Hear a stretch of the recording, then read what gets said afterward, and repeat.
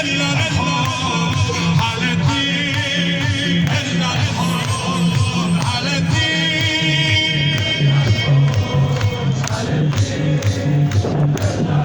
الله لو أحبنا الله أحبنا حشوهنا الله لو به خدا سنگی ما رو دوست داشته باشه با ما محشور میشه على دین الله لو أحبنا حشوهنا على الدين إلا الحب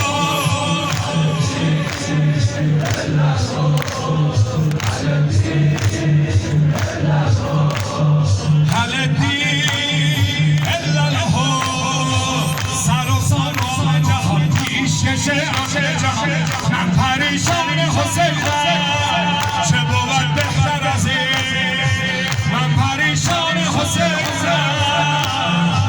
چه بود بهتر از این الله حشو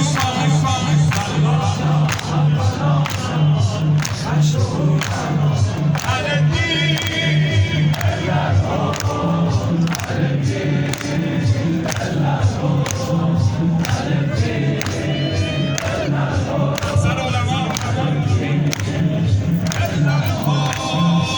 نوکران را بشناسن همه با نام پدر نوکران را بشناسن همه با نام پدر من صرف حسینم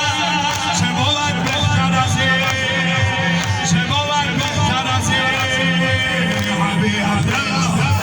حبی عبدالله حبی عبدالله این شد شانه کلام امام صادق حبی عبدالله